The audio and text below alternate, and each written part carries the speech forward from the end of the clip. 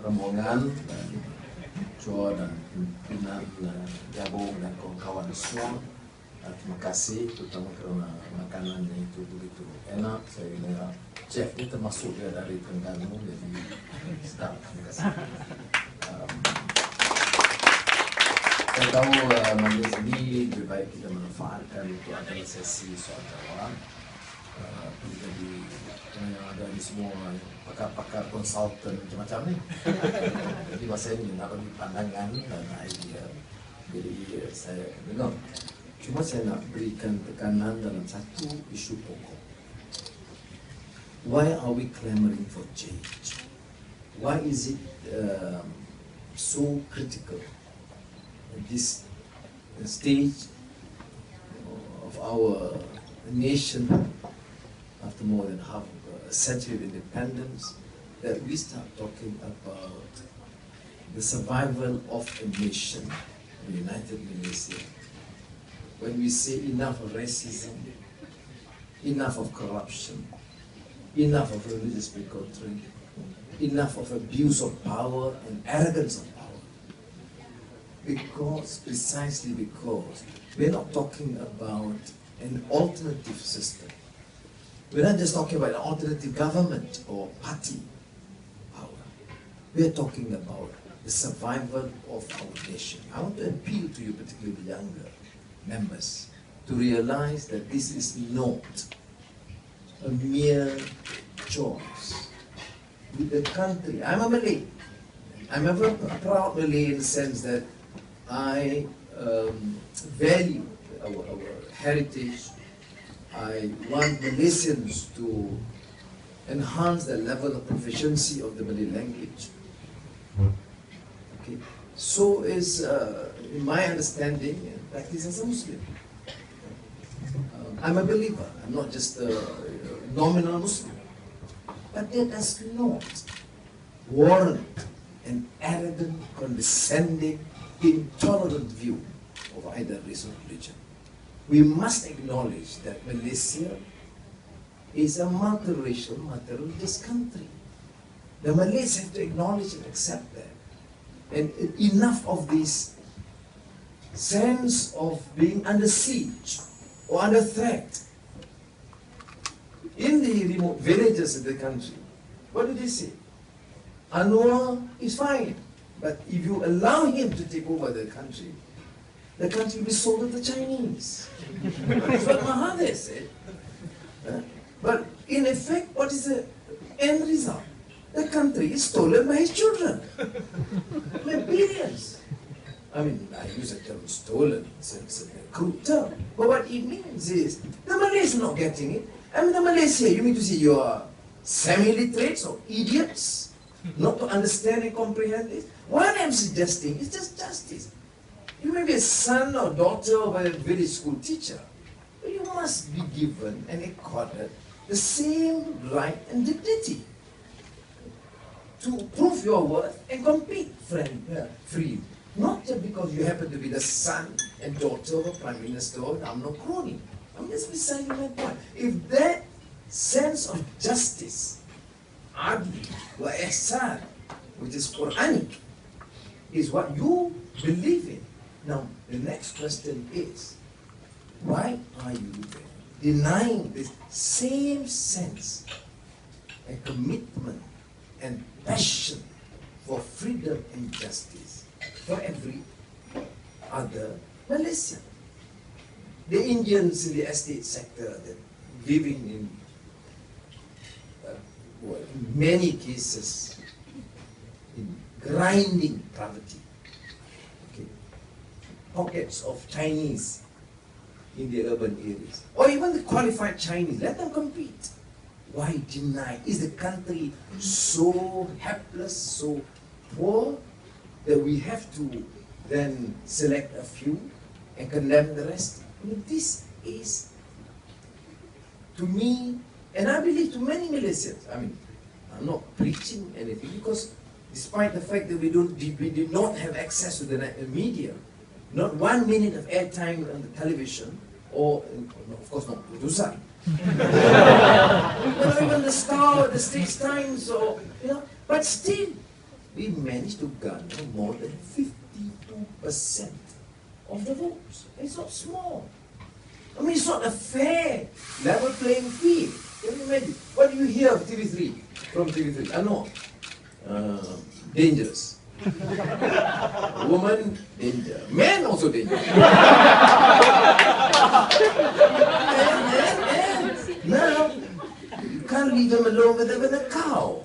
There's a risk there. To the cow, not to him. I mean, what sort of politics is this? It is Islam, it's morality, ethics. This is what finally, ethical values is relevant. People say there is no relevance, religion or faith has no relevance. I say there is relevance. Not this dogmatic, doctrinaire view of religion, but a more enlightened understanding of religious values. Why do you become a good Hindu or a good Christian or Buddhist? Because you value humanity. You respect people's rights. And essentially, that's all that I'm suggesting. Now, if this principle is accepted, whether it's language or religion or economic justice, we're talking about inequality. It's precisely that. How do you talk about Islam and justice when you tolerate this gross injustice? You allow for a few to become billionaires and people have to pay more just because the system is so entrenched in corrupt deals to enrich the few. I mean, why do you go to this top university in Japan? You have no understanding what freedom and justice is all about. Why do you go to Oxford, Harvard, and Cambridge? What do you learn there? Just to make money? I mean, this is a warning to the students here. Of course you can make money. There's nothing wrong in making money. Is it? But of course you must retain the idealism. Okay? Now, in conclusion, I'm saying is that therefore, if you want to see things happen, you can't just sit down idly and enjoy life. You can, of course, enjoy life. There's some minor contribution. It makes a difference. One phone call, one email, one WhatsApp. It makes a difference. You convince your parents, your friends. You know? Never mind the abuse. Have the patience to come to. Because change will not be effective without that some form of courage or conviction. Someone asked me, what made you go on and suffer immensely and in prison, solitary confinement, being assaulted and abused every day for the last 15 years? I see, I must either be mad or crazy. This is exactly in my dialogue with Mandela. The day Mandela invited me, Aziza, and the family to visit him after I was released from prison. See, there's some nice things that happen too. So. You can never imagine being invited by Mandela. I think you could. So you suffer, but then also there are some perks. So when you invited, naturally I said yes. So I went, and he was very sad. Here, this great man, I want to see him to talk about him. But no, he wants to talk about Anwar. I said, no, I'm talking about Mandela. He said, no. I said, but I can't bear looking at you. And particularly when he saw my children, much younger than this, 2005, 2004, years after I was released. I said, but he said, no, but I was president. I can't do anything to help you. And he was visibly sad. Then I said, Madiba, this is how we call those who were close to him, we call Mandela, we call Madiba. He said, Madiba, never mind. Mine was a short walk to freedom. His autobiography was a long walk to freedom. 27 years. Mine 6 plus 2. 8 rotten years. 8 years. 6 years of solitary confinement. And then, of course, he laughed. He said, but still, imprisonment is still suffering, not to you, to Aziza and the children. So he said, I do. People say, but it's interesting. This man has very strong and very emotional in a sense, that sentimental.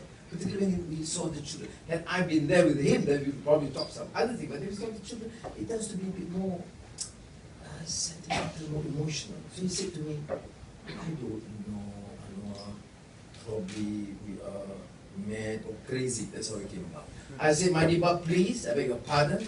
Mad, for sure we are not. Crazy, I'm certain we are. So, well, I'm not suggesting we all be crazy.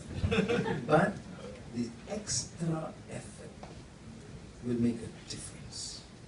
Extra ringgit, extra email, call. You must not allow this what do you call apathy to creep in. Politicians, sama saja. People say, what do you mean sama? If I want to get the billions, you think I'm stupid? I'm smarter than most ministers. With due respect. Yeah, I can make billions. If it is, I mean, who wants to become pensioner after 8 years as Minister of Finance and not one timber or one share or one Bumiputra educational shares or one piece of government land? I don't have it. I take great pride.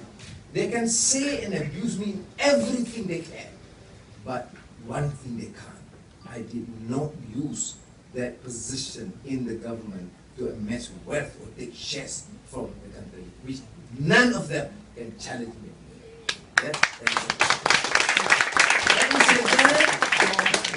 Kajang by election. Why Kajang?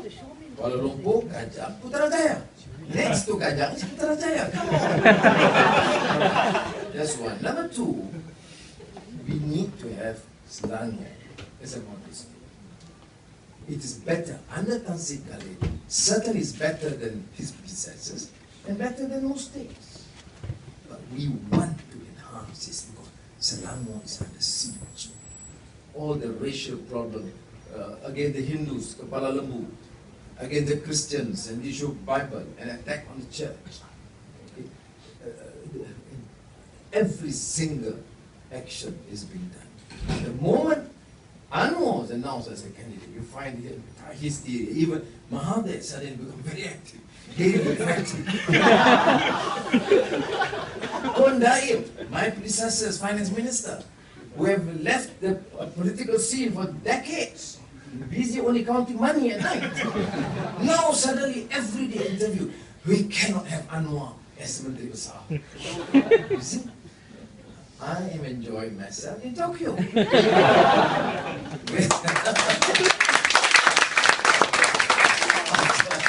After being denied entry. I thought, sure, you have a lot of influence in Tokyo. I did not have. No, but it's okay. There's some people say, but finally it goes. I'm able to enter. I'm given, in fact, my colleague would know, we did not even queue, you know that? We just zoom straight in. Yeah, so ada lah benefit. Ya, lain kali ada datang, tak payah queue. So both, the last time tak payah queue, masuk, tak boleh masuk, tunggu balik. Kali ni pun tak payah queue, terus masuk. So anyway, thank you very much, but remember, my parting words, that you must make a difference. Melayu ke China ke India, doesn't make a difference. Semua kita kena ambil satu tindakan sekecil mana pun. Tiada maaf bagimu kalau negeri sudah jadi corrupt, kalau pimpinan begitu angkuh, kalau negara itu tidak terurus dan kita yang terdidik tidak ambil peduli sama sekali. Jadi semoga Allah memberi kekuatan kepada kita. Terima kasih dan kalau ada soalan silakan.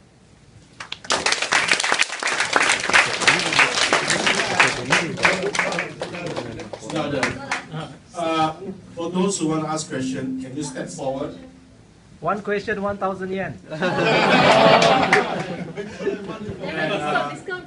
Please identify yourself.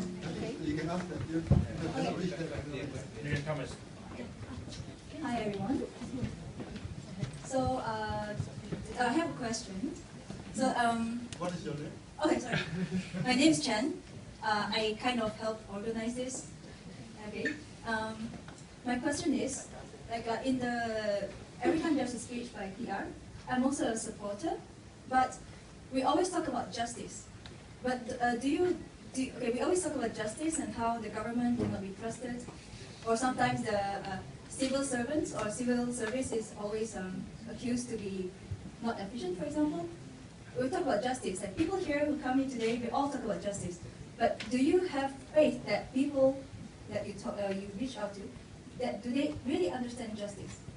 For example, in this organizing of this thing, we still get people calling us at the last minute to ask for backdoor entry, not sexual.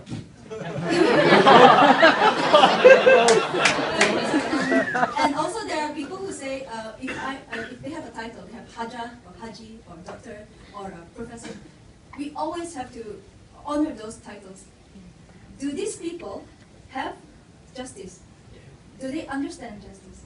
So and I think that yes, Pakistan did get 52% of the votes, but I do believe that not all the people who voted they understand that, and I think Malaysians are so easily misled. You can just tell them something dramatic and they don't think straight away. They'll flip out and they'll share information or they'll accuse someone, you know.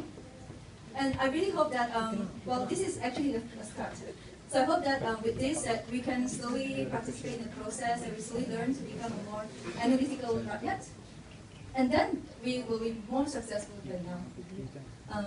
Maybe it's a question and a comment, so this is just what I want to say to the guest. Thank you very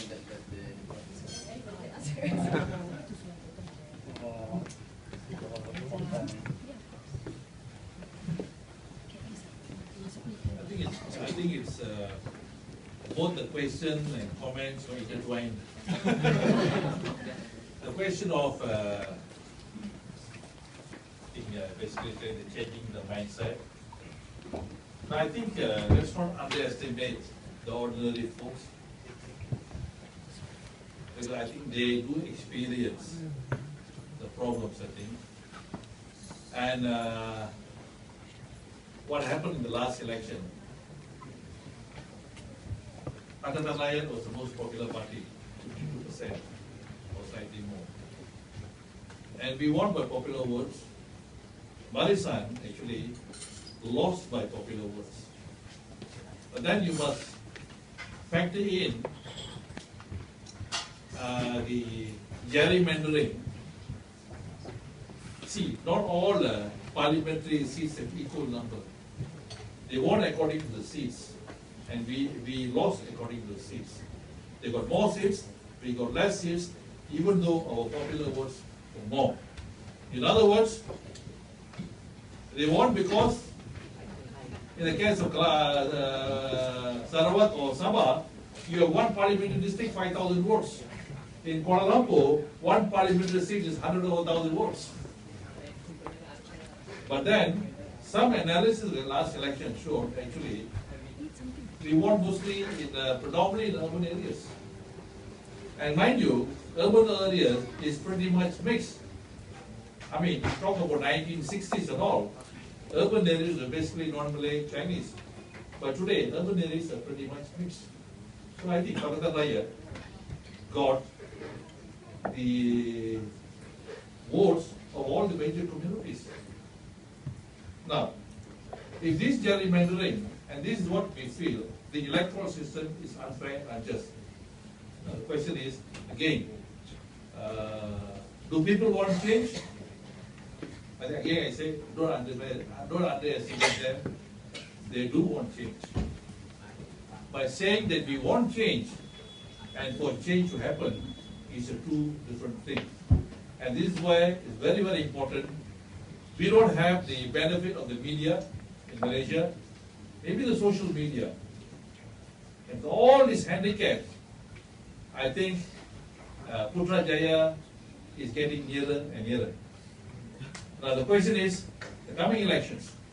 Now, I think Barisan Nasional and UMNO, they are not going to give up power easily. And it's not easy.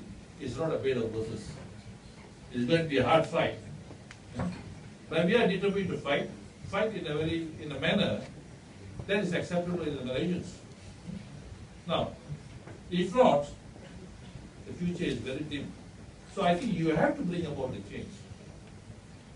Change is not an evolutionary process. I'm not saying it's a revolutionary process either. I think that at a critical time, you might wish that next election we will win. But again, as I say, one great man said, you don't make history under the circumstances you choose, you make history when circumstances present themselves. Thank you.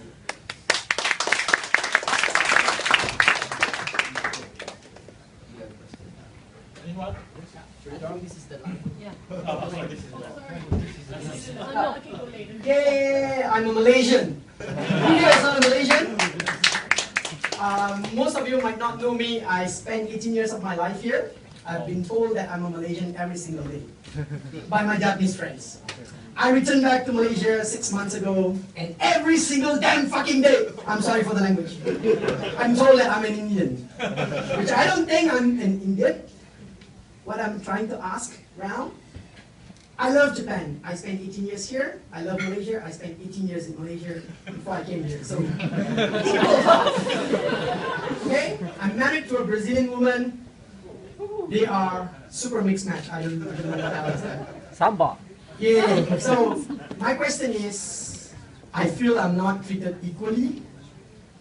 I don't care about the election. Sorry about the last election. I wasn't given a chance to vote. So the question is, will we get equal rights? Even though everybody is saying that there will be equal rights for everybody.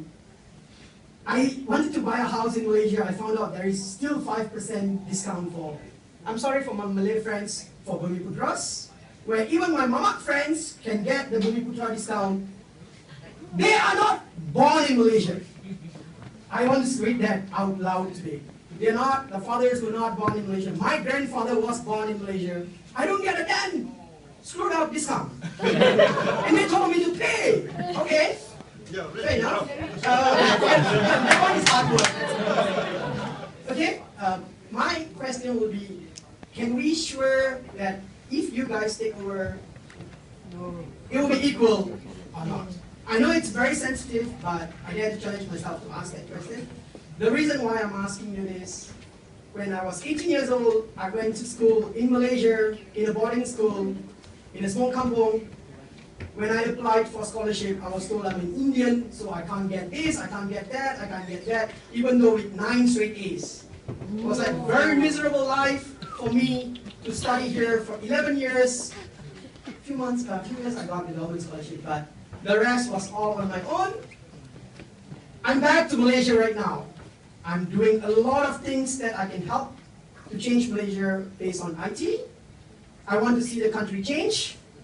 I want to know that there will be a change, especially in this part. Thank you. One more thing, sorry. How to become a Pakatan Rakyat?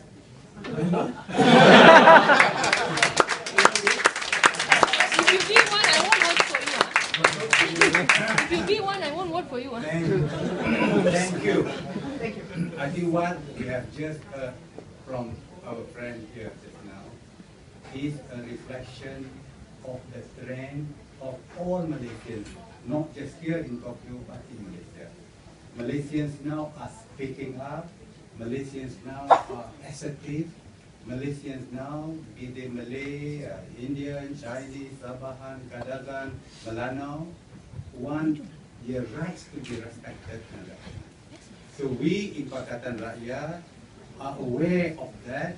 We, as a matter of principle, I was involved in 2008, I think, after we won the election, in the formation of the Pakatan Rakyat, in devising the basic agreement among the 3 political parties.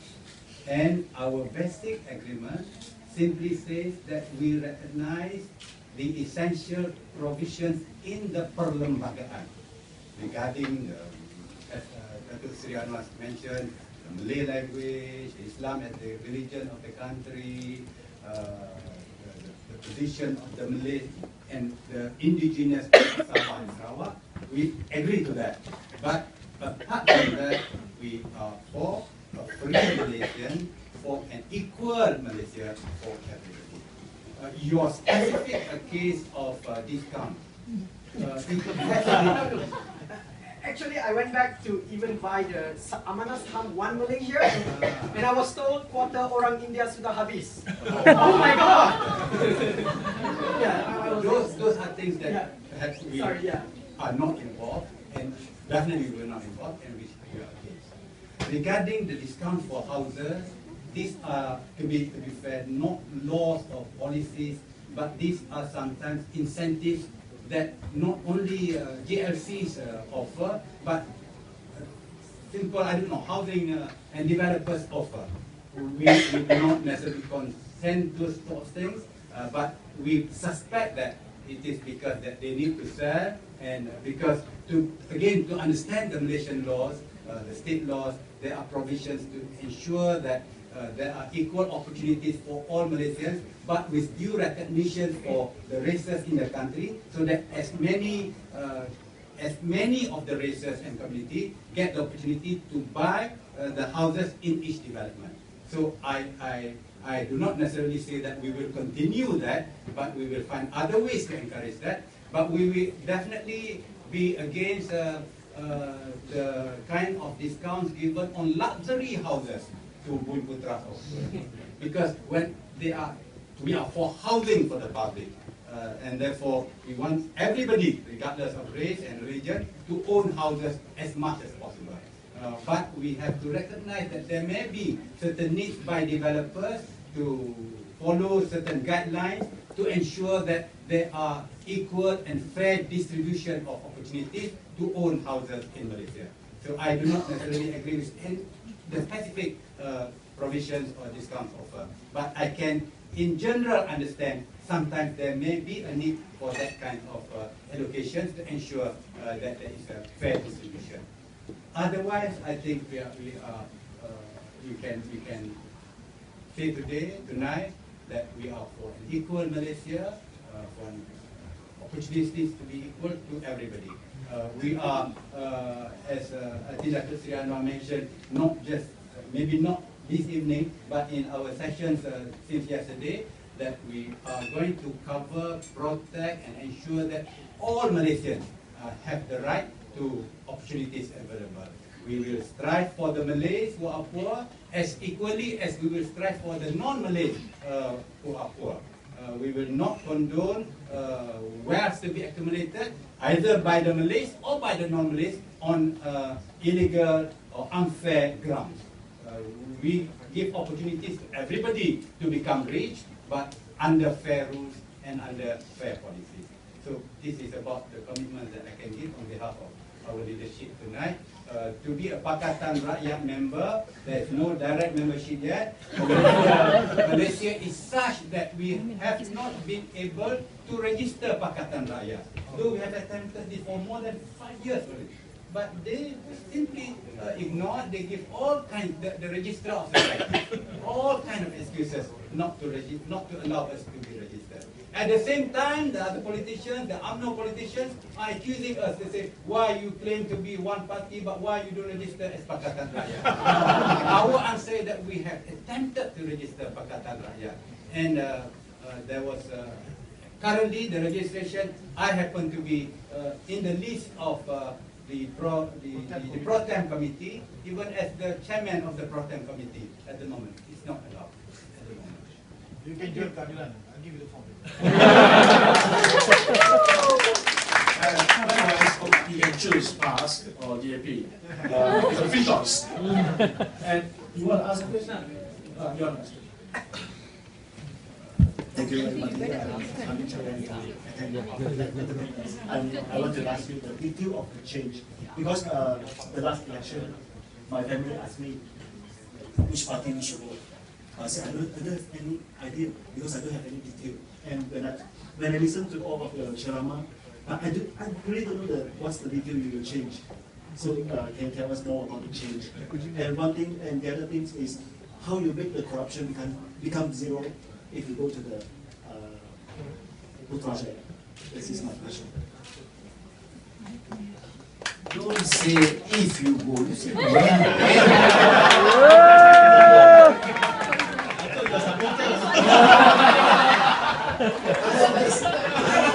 When I came in and met him, I assumed I was strong support.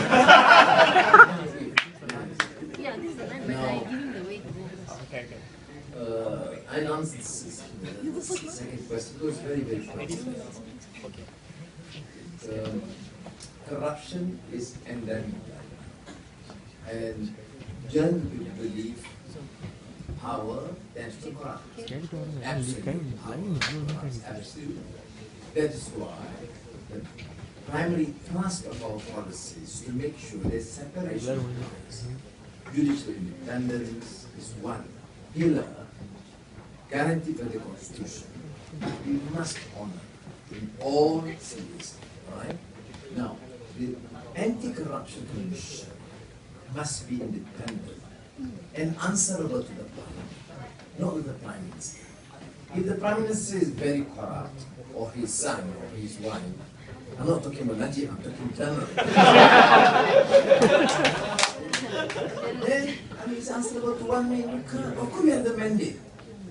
So you must have an independent Anti-Corruption Commission answerable to the Parliament. It's a public body.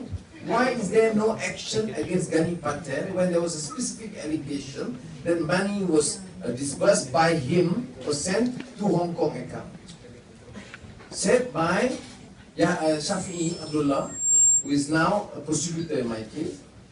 He was a defense lawyer, he was a lawyer against me. Now he's prosecutor against me. Next, we better appoint him as a judge. Crazy. It's like Alice in Wonderland. In Wonderland, we jumpa. Dia investigate, dia prosecute, dia judge. This is what's happening precisely now. So there's no guarantee. So Anwar is no. I give a commitment. I went through hell, but there's no guarantee. So the guarantee is that's the system. We have to trust people, yes, but you have to have institutions in place. Now I agree, people talk about Islam. The problem is, and of course there was a tax for going to the church. Saya no habis. Gereja pun disambut pergi. Just to become Prime Minister has gone to the church. My God. And of course, non-Malays or non-Muslims, you ask my view, I mean, they should be at least told or educated to say that a Muslim can go. In our history, the second caliph, after the victory and won against the Muslim-Christian battle, he took over Jerusalem, all right, went to the church compound and prayed. Well, he said, oh, but that's outside the church. I know went inside. Now, even then there was explanation. When Umar was asked, why didn't you enter and pray in the church? He said, had I done so, my supporters would take over the church. But I have now entered into a covenant with the Christians that the sanctity of the church will have to be protected. You see? And what did I say to the Christians in Qatar or around Qatar? I said, the message of Islam is tolerance. لِتَعَارَفُوا إِنَّ أَكْرَمَكُمْ عِنْدَ اللَّهِ أَتْقَاكُمْ is to know, respect one another. One. Number two, in our belief, Prophet said to give mercy to humanity. Rahmatan lil alameen. Now why can't, if that is the message, why can't I talk to the Christians or the Hindus or the Buddhists? Because they're humanity. Well, essentially it's more than that. It's just not human beings now, okay. So system must be in place. So that is the thing that all of us in the Pakatan have agreed in the common agenda. We must honor that. which means you can be a prime minister or minister, whatever, but the system has somewhat changed. That's why I'm saying it's just not a different government taking over. You're talking about a reform agenda. The whole system has to change. Can you imagine having to become, say, Prime Minister of Malaysia, and suddenly you have independent media, and you get whacked every day? You know? But there's a system. And people are not used to the idea that every day you see newspaper reports criticizing the Prime Minister. But you have to acknowledge that this system that the operation there. The first question is the detail of the change. Oh, the detail of the change? Read the manifesto. No, there is a manifesto. Buku jingga. On language, on religion, on economic policy, on law, on schools, on Arabic school, Chinese schools, Tamil schools, on free education, on batalkan PTPTN. Buku jingga. PTPTN sokong kita batal. So it is in the website. It's also this common agenda. And this is not something which is not. There was a committee, as Kamaluddin alluded to earlier, detailed out, and finally I had to sit with Kitsia, with Haji Enggu, line by line, so that there is a consensus. Because what is signed, then duly signed by us, we have to, it's not just something, okay, let's do that. And so we went through every sentence. Because once we give our approval, then we will be honor the committee. There's a difference. Okay? Thank you. So, yes, a very important question. Is doubtful which party to vote for? When you're in doubt, vote for? Not only when you're in doubt, even when you're neutral. When you're neutral, vote for Pakatan.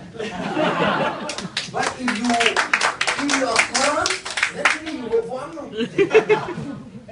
No, but jokes aside, that's why I said, look at the broader picture. Is it true that me, Mr. Hadi, need to sacrifice Malay interests and selling the country to Chinese as they get it? It is true that I have spent all my life from university to Abim days very much Islamic awareness. And suddenly you say, no, they don't like Islam. That's what so I think you must, as I said, I assume thinking and society should be able to decide for themselves. I mean, kadang-kadang between Labour and Conservative government, between Republican and Democrat, probably are the shapes. Any other on issue corruption, whether you have an independent corruption commission answerable to Parliament, or you have a corruption commission as it is now. Professionalism of the police force, whether every single crime committed must be fully investigated and acted upon, or like you have now, if the murder involves so and so, case delayed. If you threaten to slap Teresa Kok, that's okay. Because she's the AP, she deserves to be slapped. This is not it's an insult. It is making mockery of justice. I am a Malay, I feel ashamed for this to happen. It doesn't matter. You may disagree with the AP. By all means, disagree with the DAP, as long as you agree with Anila. DAP is our partner, but you can, from a Malay side, we disagree with Teresa Kok. Yes, we can disagree. But you cannot threaten to say, no, I'll pay you 500 ringgit to slap her. And the minister said, well, there's no reason law. And if you can't make a decision, you see, you're not sure, you have to support. Then it's something wrong. You have no understanding of the law, no commitment to defend the Constitution, and you don't respect human dignity. Mind you, human dignity is very important. Man or women, government or opposition. If it's an UMNO guy being threatened, I would say, stop it. You can't. You do it, we'll act against you. And that is where you must rise above political differences. But between right and wrong, haq and hard, tidak sama. Thank you. Time is very short. I would invite one more question. Okay, this is part A and this is part 2. Any more? Okay, we go up to C. 1, 2, ABC unit. Juwita Muhammad dari Waseda, Universiti Waseda. Soalan saya pendek pasal isu air di Selangor ni. Saya dari Kajang, tahun 1997, tahun SPM saya kena tadah air. Masalah ni bukan masalah baru, masalah lama. Kita negara dah membangun, sedang membangun, dan dalam arti kata ekonomi lain pun dah membangun. Jadi waktu lepas gempa bumi di Fukushima di Tokyo, saya rasa, dan juga di keseluruhan di Jepun ni tak ada masalah air, saya rasa, yang teruk di Selangor ni. Jadi masalah yang lama, apakah penyelesaian yang baru? Itu saja.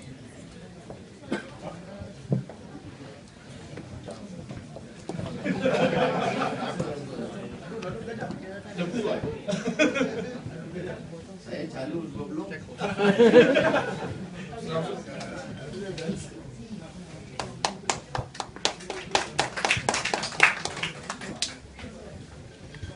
Ya, terima kasih kepada siapa tadi nama? Juwita. Soalan ditanya khusus tentang air. Saya ingat isu air ini selepas daripada tahun yang sudah disebut tahun 1997, kita tak ada dengar lagi isu air ini kecuali apabila Pakatan Rakyat menang. Setelah selepas 2008 timbullah isu-isu air ini kembali rancang. Dan saya fikir kita tidak boleh tolak soal agenda politik oleh parti pemerintah, oleh parti asasi. Itu dalam arti kata maknanya memberikan tekanan kepada kerajaan negeri. Dan alasan yang digunakan itu pelbagai. Antara yang dikatakan adalah soal langat. Dan ada satu lagi pusat pemeriksaan air di langat dua. Dan saya fikir dalam pilihan raya Kajang, bila ada pilihan raya kecil Kajang, secara tiba-tiba kawasan di sekitar Kajang tak ada air. Sebelum tu tak dengar, sebelum ni kita tak pernah dengar tak ada masalah air. Tapi nak pilihan raya kecil, kita calon di Datuk Seri, tiba-tiba kita dihadapkan dengan masalah air. Kita, pada saya, we cannot discount di political pressure dan sebab itulah dekatan Pakatan kita mengambil serius tentang masalah ini dan beberapa inisiatif telah pun dilakukan. Antaranya ialah soal bagaimana kita menangani perkara ini dan memberikan pandangan yang tegas kepada kerajaan. Jangan menjadikan air ini sebagai satu isu politik. Kerana alasan yang begitu pelbagai, antaranya tiba-tiba ada amonia di dalam beberapa dam dan sebagainya menyebabkan masalah air ini timbul. Padahal kita tahu bahawa kerajaan negeri punya peranan itu ialah menyediakan air mentah. Tapi yang memproses dan kemudian mengagihkan air itu adalah Syabas. Syabas ini adalah penggunaan kerajaan persekutuan. CEO Syabas dapat gaji 300-400 ribu sebulan. Tapi kalau gaji yang banyak begitu, tidak boleh mengurus air yang baik, maka sudah itulah kita mesti sanksi. Dan saya yakin ada satu beberapa tekanan politik yang seperti itu. Dan sebab itu dalam konteks ini kita lihat bagaimana kita akan tangani perkara ini. Kita akan lalui sedikit masalah kesukaran ini menjelang 23 bulan. Saya yakin selepas 23 bulan Mac, selesai saja by election dan insyaAllah Datuk Seri menang, air ini akan sampai balik ke dalam rumah. Ini kita tak boleh lari lah dari perkara ini. Dan I hope that when after by election, people we will expect some good development for the state. And insyaAllah we will settle this water issue so much so that we don't want any serious interference from the government at the expense of the people. Sebab itu yang kita tegaskan kepada semua. Saya fikir banyak lagi tekanan lain yang kita berikan. Kerana air ini begitu mendesak. Tempat yang saya jaga misalnya, saya jaga sekarang ni pilihan air Kajang di daerah mengundi Taman dari Sungai Sekamat. Tak jauh dari situ, di sepadan Balakong dan sebagainya, masalah air itu begitu ketara sekali. Dan itu adalah kawasan kubu kuat Pakatan Air. Yang ini diserang dulu. Dan ini menyebabkan kita akhirnya kita buat keputusan satu pendekatan yang lebih luas dan lebih komprehensif dilakukan. Sehingga kan dalam syarat kita yang baru minggu lepas, kita telah meminta supaya ada satu concerted effort dibuat oleh semua majlis kekuasaan tempatan, PBT, local councils, will make a concerted effort to make sure that we solve these water issues in the period of this by-election. Because we are pretty sure that only this by-election will have this problem. Dan kita akan saksikan mungkin dalam kempen ini beberapa pendekatan jangka pendek selesaikan dulu. Air dan sebagainya, PBT semua yang gunakan manfaatkan belanja. Kita pastikan masalah air ini dapat selesaikan dalam waktu yang singkat. So saya ingat itu jawapan saya pada ketika ini. InsyaAllah bila saya sanggup di mana-mana.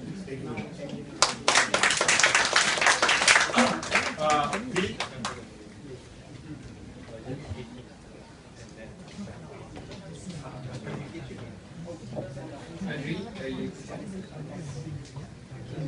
Actually, I want to ask your view, opinion. It might be a sensitive issue here. It's about istimewaan orang Melayu. So I want to ask your view on this issue because for me, sepanjang hidup dah 20 tahun, apa yang saya nampak is keistimewaan orang Melayu ni mungkin akan menjatuhkan orang Melayu sendiri. Sebab orang Melayu terlalu dependable on this keistimewaan. So, yeah, what is your own view on this matter? What is your view? My view is, yeah, it will definitely will, akan menjatuhkan orang Melayu sendiri.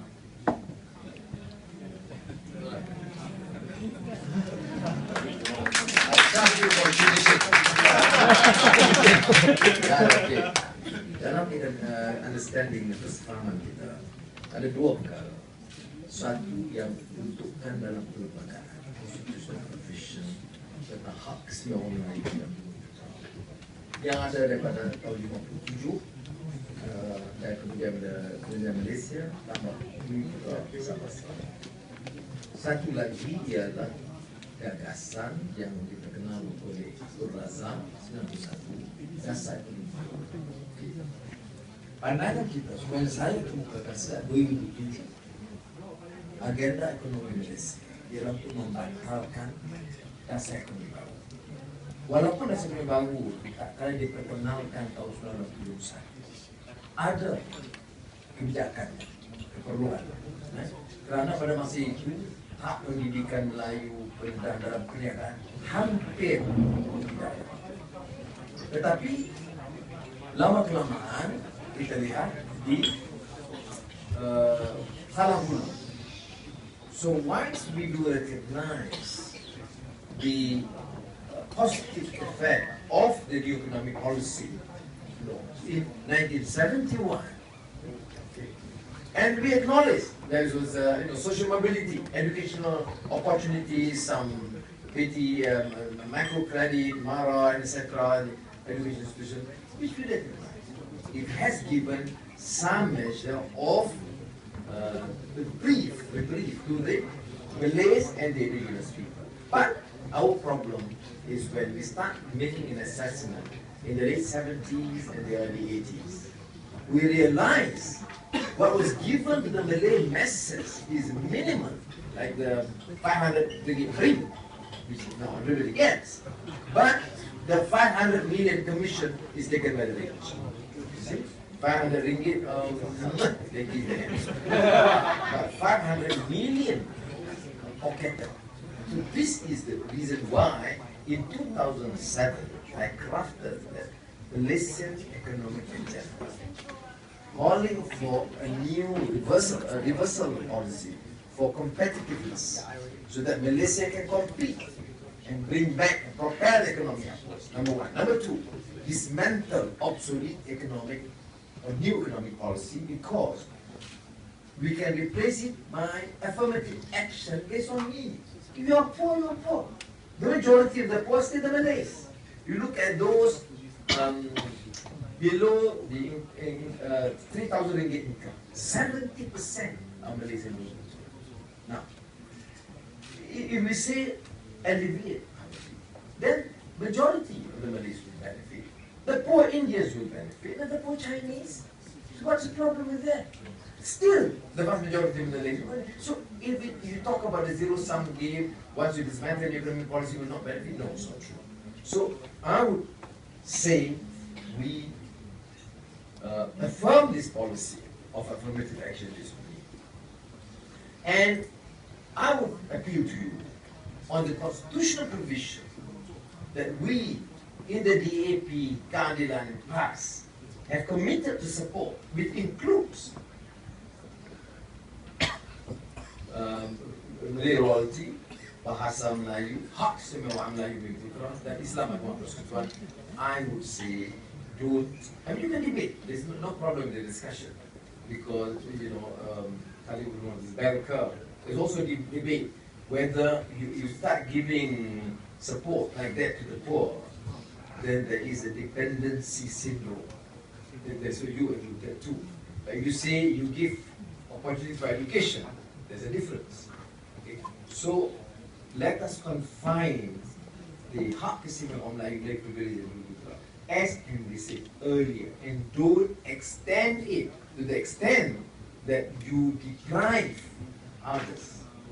So that is the position. So as far as Pakatan Raya is concerned, as it stands, all party leaders, Keadilan PAS DAP, has affirmed our support for the special privileges, but to dismantle the new economic policy. There are two issues. Because the economic policy, you use 153 and extend it to a national economic program. So who gets big contracts, who become billionaires, brother of the Prime Minister, son of the ex-Prime Minister, the son-in-law of the ex-Prime Minister. So this I think it's not exaggeration. Look at those, the rich Malays, billionaires are all either family members of the ruling clique or their cronies, select cronies, like Sam Mukhtar. And every time I criticize Sam Mukhtar, I see hundreds of cyber troopers who say, Anwar, why do you criticize Melayu? You're anti-Melayu. Cina kaya boleh tak sebut? Padahal, you can read. I mean, whether it's YTL or Genting or Ananda Krishnan or Sam Mukhtar or Mogzani Mahathir, it doesn't matter. If I see it as an abuse of process or cronyism, I criticize. It doesn't matter whether it's a Malay or Chinese. You see? So this race biases or equation is still there, and we have to dismantle. I think it's very important for you to understand. You know why I sometimes appeal to the young people. You can have a discussion, but avoid that constitutional provision, because we know that sensitivity. We're not able to explain. And for the vast majority of the Malay poor, they say, look, we are like that in Tanjung Karang, and there is no guarantee what's going to happen.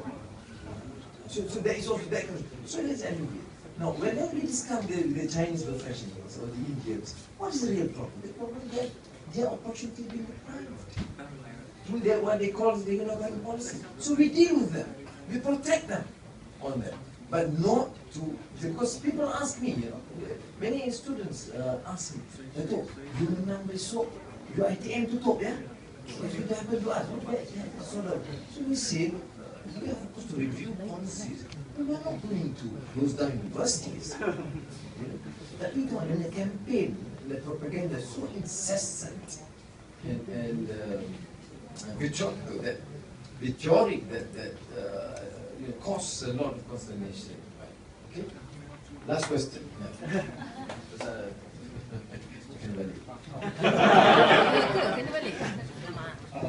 Really thanks Dr. Sri Anwar and all the committee permitting kita for tonight.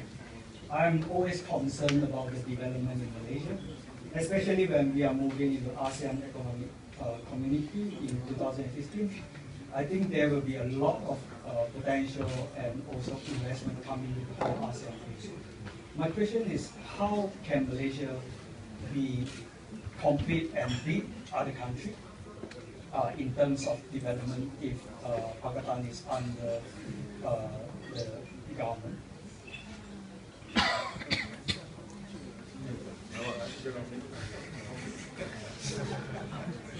Kalau tidak, semua makan, saya jawab, mana boleh share.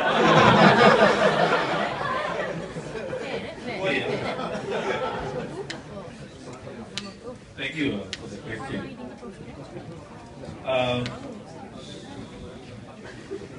We talked about ASEAN, economic community. Will this leave ASEAN for a while? If I talk about ASEAN, it will be a series of negatives. Now, let's take Malaysia. How can Malaysia develop a competitive advantage in terms of attracting foreign investments? Now, let me begin by giving you a very simple example. When we took over Penang in 2008, there was no transparency in the awarding of projects. There was no open tenders. There was no accountability. Now, what the first thing we did was basically to introduce open tenders. And open tenders is basically any company, whether foreign or local, can apply for a project. And open tender means they can have their quotation, everything. They apply, their application form. And we look at them in terms of the competition, and we choose the best candidate. The public knows, okay, that our colony company did not get it. So we give to the best in terms of price, in terms of the own financial backup. So all projects, government-initiated projects in Penang is given by open tenders. Now, what has happened now? In 2011 and 2010, we received the highest foreign investment in Penang, 11 billion. I can't exactly remember, around that range. Now, why do people, and I think Selangor, also receives very high foreign investment. And why do you think the foreigners came into Penang? Because they believe there is above board ceiling, no undertable.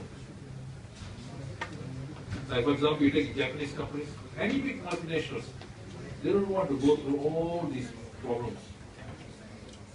And today, I think we have a one-stop center. We vet the applications and we give approvals for lands. So as a result, you find the investors have a lot of confidence. They come here. And similarly, in Penang, as one of the developed states in Malaysia, I think after Selangor,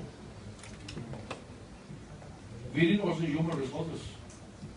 In fact, I was telling in a meeting today, there was one particular company, they came and they wanted about 3,000 to 4,000 engineers. Where to go for 3,000 to 4,000 engineers in Penang? We don't have the capacity to achieve that. We don't have technical institutes. We don't have universities to produce that kind of engineers. And I think that particular company didn't come into Penang because we simply unable to cope up with the demand. Now, what we have done is basically I think our concern, although this is not the realm that we have a control, human resources is with the federal government. The only resource that we control is basically land. Our revenue is from assessment, our revenue is from filtering.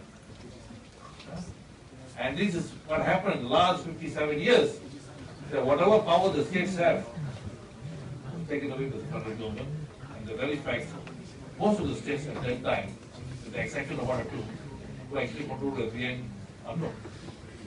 So now we are facing problems with resources. And this is why when we came in, we started scrutinizing projects. And today we came in, there was deficit, and today there's a budget surplus. So I think if you do not, and again going back to human resources, we need the personnel. Companies today coming in Penang are not the companies that came in 60s and 70s. They came into electronics, mass production, or you needed is cheap labor. And this is one of the reasons I think Mahathir used to go around campaigning that we have cheap labor. No, I think the problem with cheap labor is that if we are going to rely on them, we are not going to make the transition. And of course you have heard of the middle income trap. So we need to go beyond that. And so today the emphasis in Penang, and perhaps I think Selangor, we want to bring in industries that actually have high value added production. And for that you need engineers, you need the technical personnel. If not, companies are not going to come in. I mean, we can have other things, but the human resource is so important. And I think that basically we may not be actually have the required number of workforce. Even in hotels, I find in Penang they're hiring Filipino receptionists. How come? Because they can speak English. And we have lost out on that. They're bringing in the Filipinos. I was wondering, no? Hotel receptionists and all, they are hiring Filipinos. Our standard of English has gone down. I think it's important for us. I think if we have all these advantages, I think we can have the potential to strike forward. I mean, we should see Singapore. When Singapore was granted, obtained independence in 1965 after separation of Malaysia. I think Malaysia and Singapore are the same standard. Today, where is Singapore and where is Malaysia? As Dato' Sri always says, we have to compare to Papua New Guinea, Bangladesh. Seriously, I think what is really the kind of leadership, the kind how we are going to manage the economy in years to come. And we are sliding, and I think we have to stop the slide. Thank you.